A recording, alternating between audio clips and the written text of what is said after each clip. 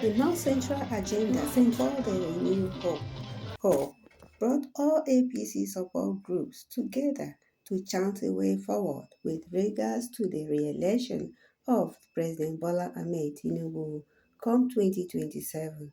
Speaking to journalists on the occasion was Mr. Bolaji Bernard, the SA Technical to the SGF, Senator George Akume, Dr. Atina John, Chairman, the New Hope Grassroots Movement, and Elder Comrade Osumiri Paul Efe all appraised the performance of President Bola Ahmed Tinubu and affirmed that he will surely emerge victoriously come 2027. I am Maria Pepe for HPTV.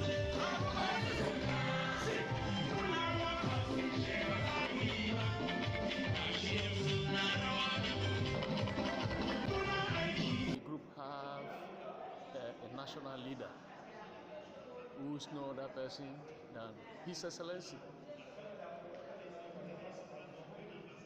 Abdullahi Umar Ganduji. He was 2 times Kano State Governor, APC National Chairman at the time. He stood on his ground to ensure that Bola Ahmed Tinubu returned back to power as a president come 2027. And we are here to declare that 2027 is not negotiable, it's sacrosanct.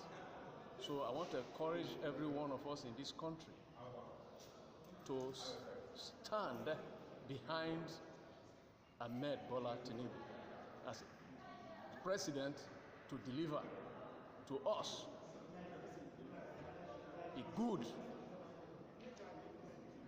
of what the country has for us, because we have a lot of people who has this kind of syndrome pull him down. But I'm believing God that nobody can pull Asiwaju down, because the grassroots of Nigeria, we are solidly behind him. Today we are having North Central Agenda Summit. I will be invited to be here, and we are here on behalf of our national leader, His Excellency Ganduji. He's a man that really stood by Asiwaju, and by the grace of God, we believe that nobody can unseat him by the grace of Almighty God. Thank you very much. Right. This is very important. This type of gathering, it's a call to mind for all of us to try and reason. Because many times when we are on the street and the difficulties we are experiencing, it's always in the forefront of how we take a decision or how we recognize progress in a country. I give one very simple analogy, probably just to justify my discussion. If you want to cook beans, you must put the beans inside water and put it on the fire. You don't start eating it immediately until the beans is cooked.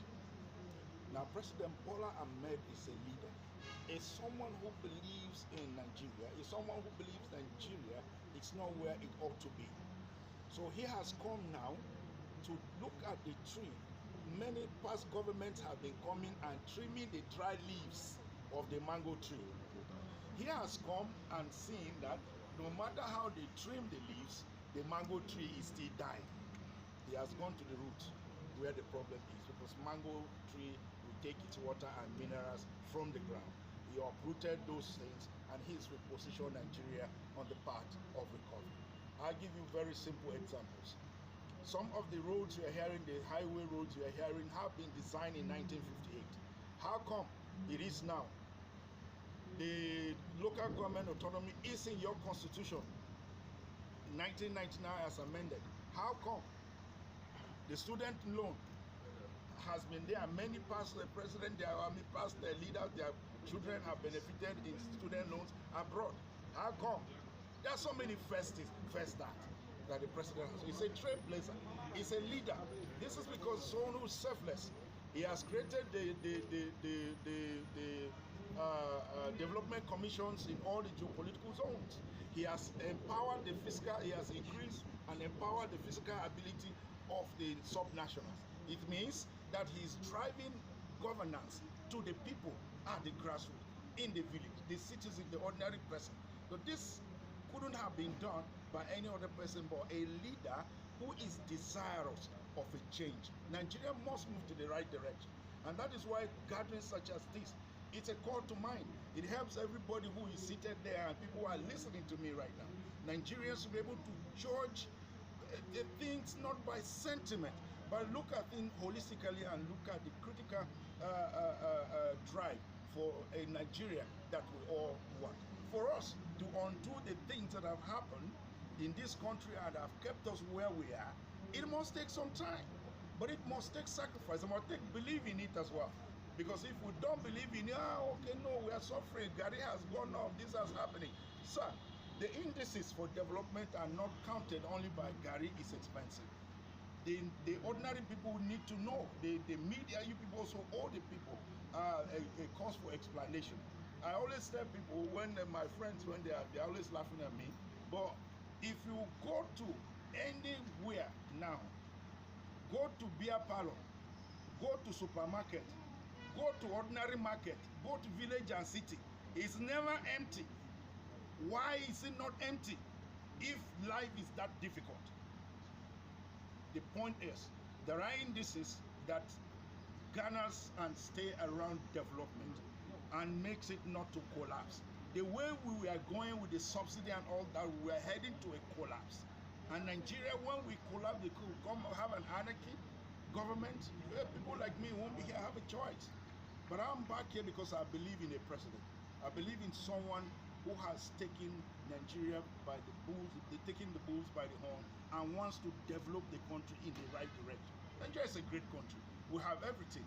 We are lacking leadership. We have leadership. Let's follow it so that we can have a better Nigeria. Okay. The issues of life were also well exemplified in the documentary. You heard the man from Niger. You heard the man from Kogi. You heard the man from. So these things are ongoing. They are there.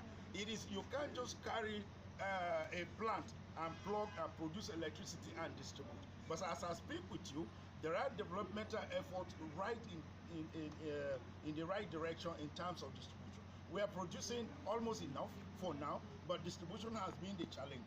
We are making very concerted effort in this government now to make sure that produce is evacuated and distributed. When that happens, definitely, but light has also improved if we are being truthful to one another. Light has improved. I've been in this country well enough to understand. In this Tinubu administration, is that of insecurity. And attending fora that security issues is being discussed, the purpose of alleviating it is very, very important. Now, we understand that the issue of security didn't start today. And we also believe in me that the insecurity is everybody's business.